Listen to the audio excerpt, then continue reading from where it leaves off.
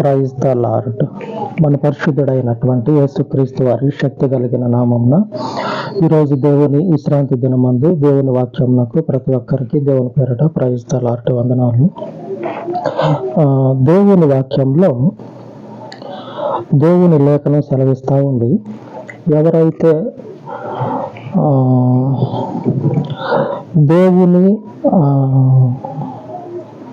నాగటి మీద చేయబెట్టి వెనక్కి తిరుగుతారో వాళ్ళు దేవుని రాజ్యానికి పాత్రులు కారనేటువంటి విషయాన్ని దేవుడు అనేక సందర్భాల్లో దేవుని శిష్యులకు వివరించడం జరిగింది. ఆ విషయాన్ని మరొకసారి మనం జ్ఞాపకం చేసుకుంటే, గలతీయులకు రాసిన పత్రికలో 5వ అధ్యాయం 1వ వచనంలో ఇలాగ రాయబడి ఉంది, ఈ స్వాతంత్ర్యము అనుగ్రహించి క్రీస్తు మనలను స్వతంత్రులనుగా చేసి ఉన్నాడు.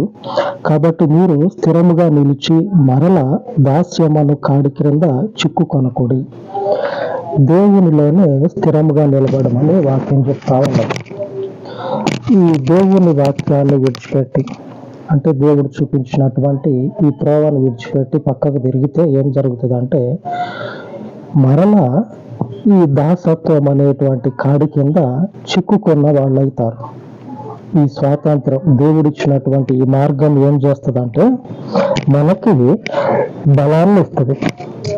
ఎంతటి బలాన్ని ఇస్తుంది అంటే, పూర్వము ఉన్నటువంటి దాసత్వం అనేటువంటి ఆ క్రియలు ఉన్నాయి కదా, ఆ జీవితము, ఆ ఎందుకు పనికిరానటువంటి మనుషుల మధ్యలోనే నిరాకరించబడినటువంటి జీవితం, ఈ ఎందుకు పనికిరానటువంటి జీవితం నుంచి దేవుడు మనల్ని విడిపించి స్వాతంత్ర్యాన్ని ఇచ్చాడు.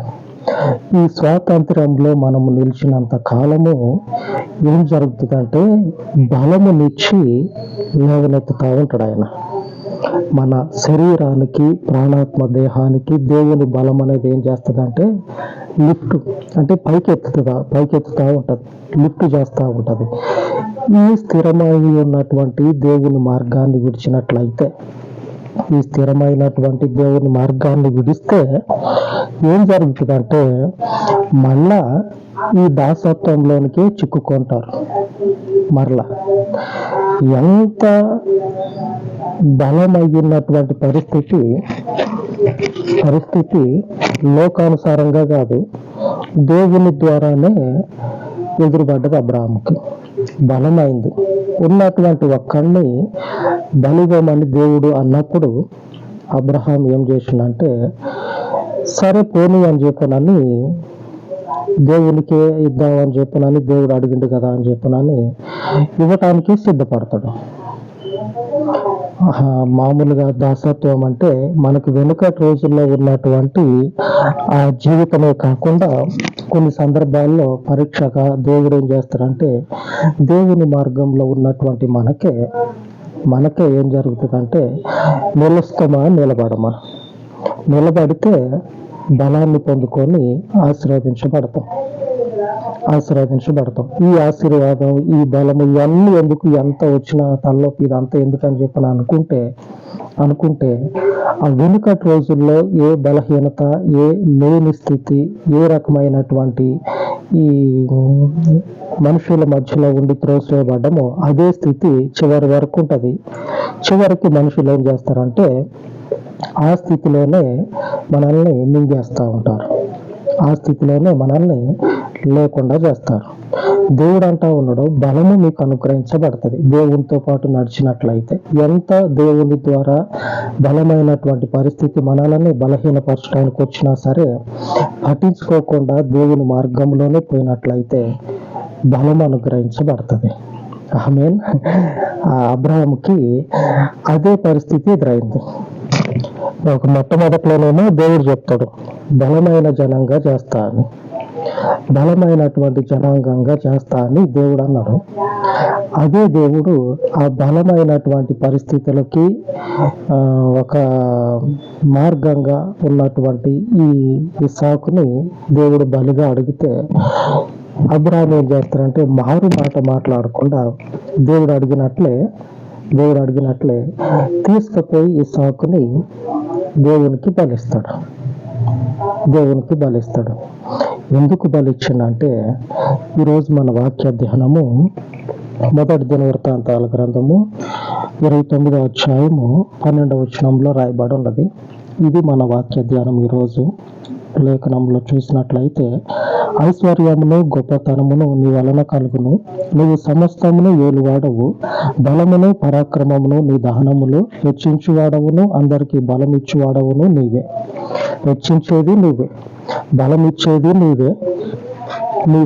కాబట్టి నిన్ను విడిచిపెట్టి పోయేటువంటి పరిస్థితులు ఏ మనుషునికైతే ఎదురవుతాయో ఆ మనుషుడు మామూలుగానే భౌతికంగా త్రోసివేయబడి దేవుని మార్గమందున్నటువంటి ప్రతి ఒక్కరి జీవితాల్లో కూడా ఏం జరుగుతుందంటే బలం అనుగ్రహించబడుతుంది. ఆ పాత మనుషుల్లాగా కాదు. పాత మనుషుల్లాగా అయితే ఏం జరుగుతుందంటే, పాత మనుషుని స్వభావము, పాత జీవితం ఏం చేస్తుందంటే, ఉన్నటువంటి బలాన్ని మనుషుల చేత కొట్టివేయబడి ఆ మనుషుల చేతనే దూరంగా విసిరివేయబడుతుంది. అదే దేవుళ్ళు అయితే, ఎక్కడైతే దేవుడు బలాన్ని ఇస్తా అని చెప్పిండో అక్కడ అబ్రహాముకి ఎదురైనట్లు కొంచెం అటు ఇటు అయ్యే పరిస్థితులు ఎదురు కావచ్చేమో కానీ చివరికి దేవుని బలము మాత్రమే కనబడుతుంది. అందుకే లేఖనంలో సెలవిస్తా ఉన్నది, అందరికీ హెచ్చించువాడవు, అందరికీ బలం ఇచ్చేది నీవే. అబ్రహామును హెచ్చించిన తర్వాత ఇచ్చినటువంటి బలాన్ని దేవుడు ఏం చేసినంటే, ఆ విశ్వాసమును బట్టి ఇందాక మనం చదువుకున్నట్లు ఈ స్వాతంత్రము దేవుడిచ్చిన ఈ స్వాతంత్ర్యంలో మనము నిలిచినట్లయితే పాత కాలంలో ఉన్నటువంటి ఆ దాసత్వం కిందకి మరలకుండా నమ్మకంతో దేవునితో అలాగనే కొనసాగితే హెచ్చించబడి దేవునిలో మనం ఏమవుతామంటే ఆశీర్వదించబడతాం. అబ్రహాముకు అదే పరిస్థితి ఎదురైంది.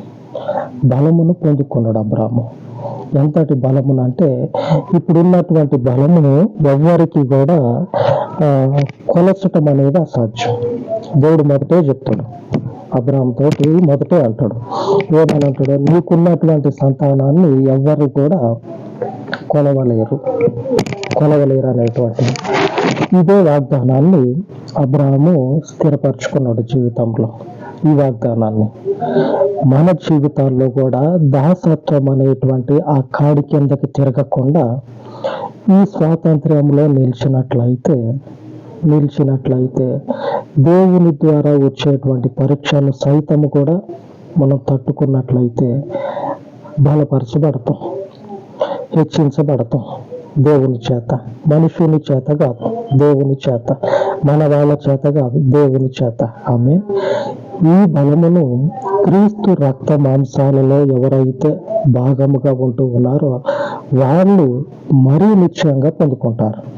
ఎందుకంటే ఈ క్రీస్తు రక్త మాంసాలలో భాగముగా ఉన్నటువంటి వారికి దేవుడు తప్పకుండా చేసిన వాగ్దానాన్ని నెరవేర్చడానికి ఏ సమయమైనా ఏ రోజైనా సరే ఆయన వాగ్దానము స్థాపించకుండా ఉండడు.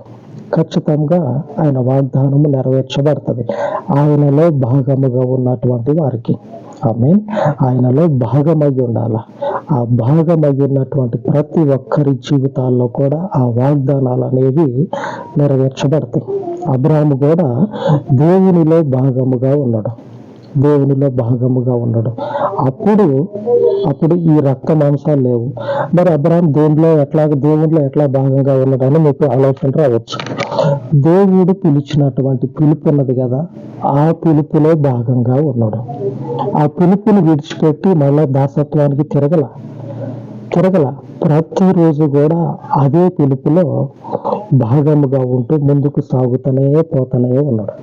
అందుకే అట్లా ముందుకు వెళుతున్నన్ని రోజులు దేవుడు ఏం చేస్తా ఉన్నాడంటే హెచ్చించటం, బలపరచటం, స్థిరపరచటం. అబ్రహాం జీవితము ఆ రీతిగానే ముందుకు కొనసాగుతా పోయింది.